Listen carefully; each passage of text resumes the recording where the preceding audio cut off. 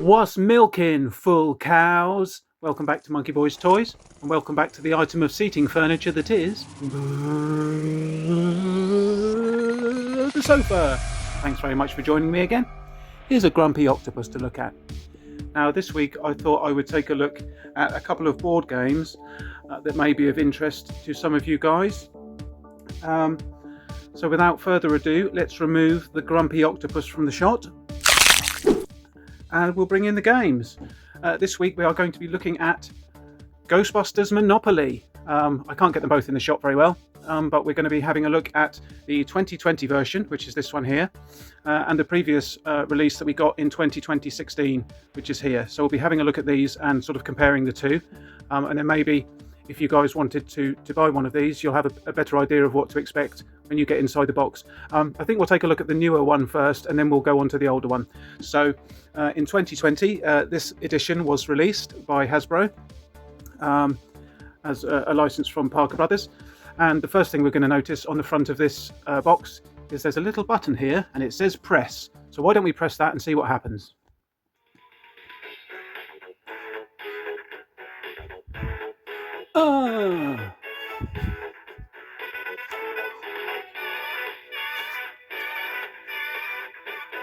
Thrilling, isn't it? Ooh. Yeah, there we go. Awesome. So it plays a little bit of a Ghostbusters tune to you. Fantastic. When we open the box, we'll see the unit that causes that noise, and it will be very cool. So yeah, just a quick look at the outside of the box. There we've got the No Ghost logo and the 4 Ghostbusters zapping something. On the back, we've got details of what's included inside the pack here. So let's have a look at the inside of the box. We open it up, and the first thing we see is the unit that made that sound is in fact a ghost trap. Now this is used to store the game cards in. When you're playing the game, you sit them in the top there, and that's used as a little sort of dispenser for the cards. But that's quite a nice inclusion. So that's pretty cool. Let's remove the inner part of the box. Now this has been opened before, and this is not a new set, but we'll just have a look at some of the bits we get with it. Here we've got some quite spooky looking dice in a nice black and green colorway there, and we have the game pieces. Now let's just open that out, and we can have a look at the pieces that we get. We get a proton pack, which is quite cool. We get some sort of glasses. I don't know quite what these are. Not ecto goggles. These are I guess Egon's glasses, perhaps. Not sure, but there we go, some glasses. We get a walkie-talkie, a simple little thing. We get a PKE meter, which is cool. We get a cello, which is an unusual choice of a game piece. Of course, Dana Barrett played the cello in the film, so we get a cello to represent Dana, which I suppose is quite nice. And then here we have the ecto goggles, obviously as worn by Ray. So yeah, they're quite cool. And then of course, as I said, we've got the 2 dice that are in a nice spooky colorway. So let's pop all those back in the bag. Next up, we've got the game tokens. Now, instead of houses and hotels, we have traps, ghost traps, and containment units. So, of course, the ghost traps would be your normal house when you're playing Monopoly. They're represented by ghost traps here, and the hotels are represented by these standing containment units. So that's pretty cool.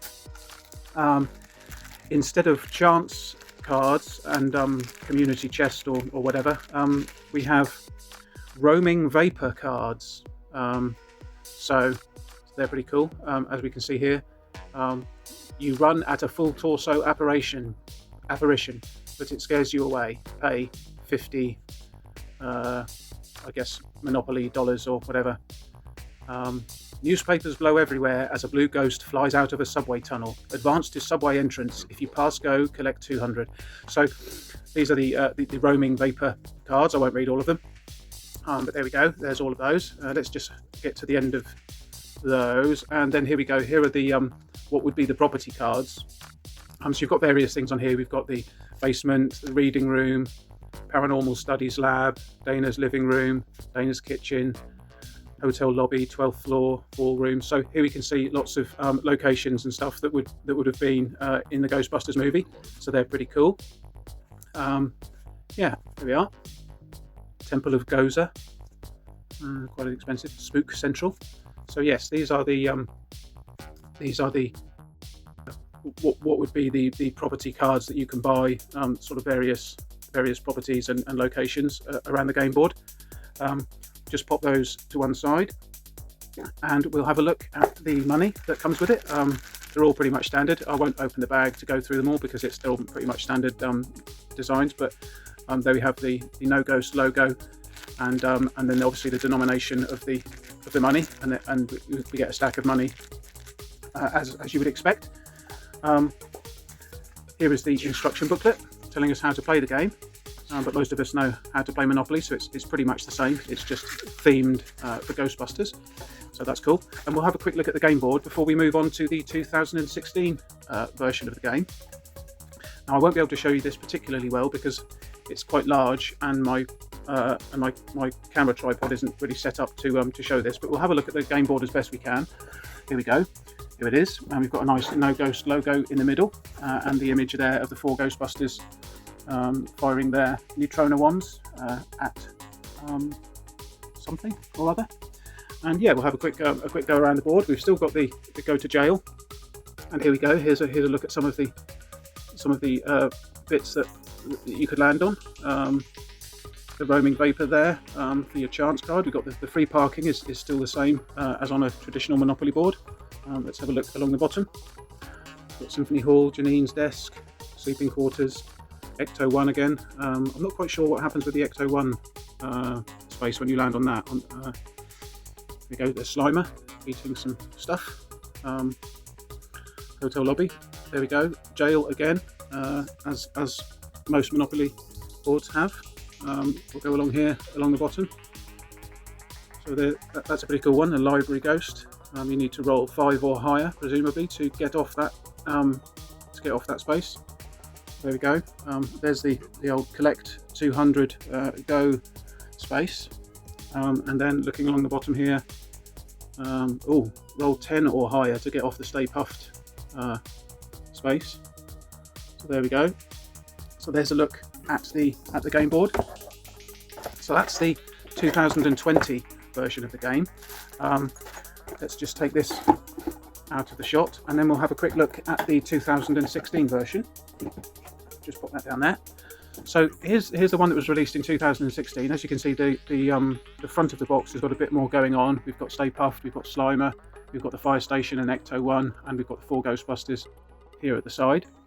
If we flip it around to the back, it's showing us the game board and some of the tokens that are available. Now, let me just... that was a good noise, wasn't it? It sounded a bit like a frantic goose. Let me take these bits out of here for now. We'll have a look at those in a moment.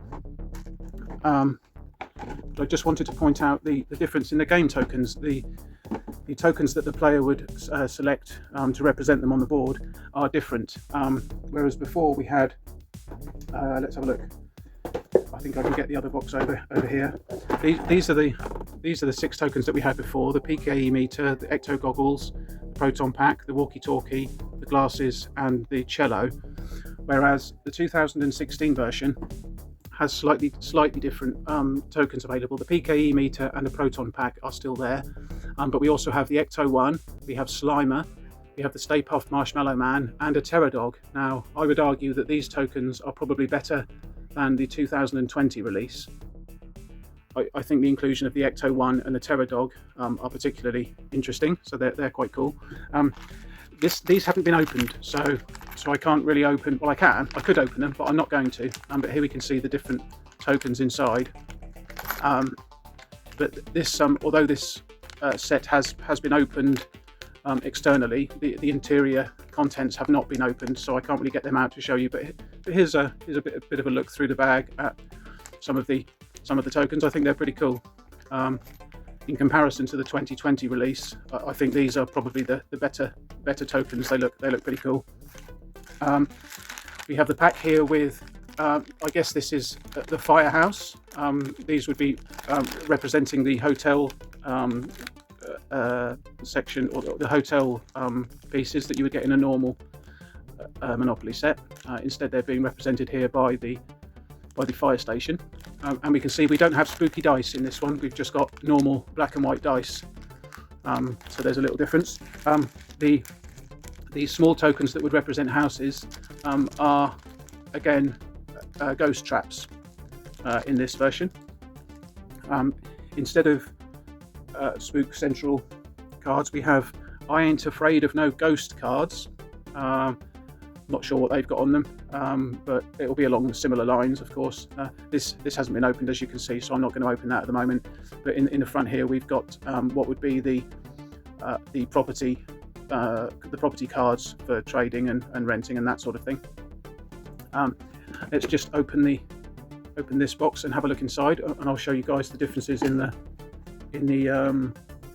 game board. Now, this game board to me isn't quite as good as the 2021. For example, we don't have the library ghost on this one, but it's still a nice board nevertheless. We've got the No Ghost logo in the middle, and yeah, we've got the two spaces here. We've got the Who You Gonna Call and I Ain't Afraid of No Ghost for the chance and community chest. But let's have a look around the board. There we've got the jail.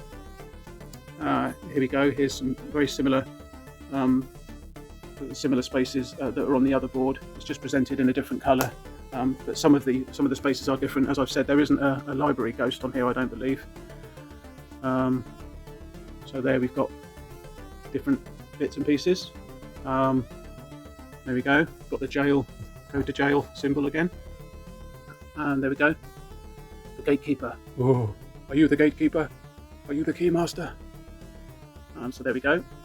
A fire truck there. I suppose this would be the equivalent of the utilities space on a traditional Monopoly board.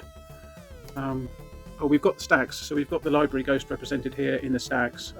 She's just not transformed into the ghost. We've just got the ghost there of Eleanor Twitty, or whatever her name was.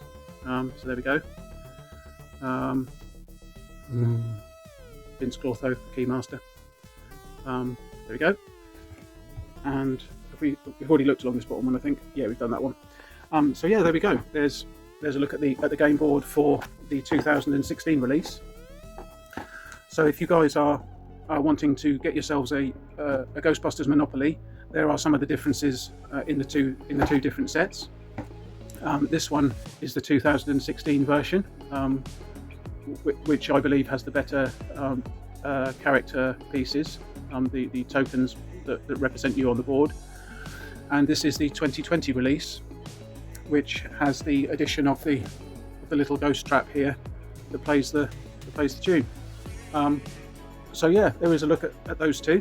I don't think there's much more to be said about those, really. So I think it's about time that I wrap the video up. So thank you so much for watching. I hope you enjoyed this look at the two different versions of Monopoly Ghostbusters that are available. If you did enjoy the video, please do give it a thumbs up and share it with any other fool cows you may know.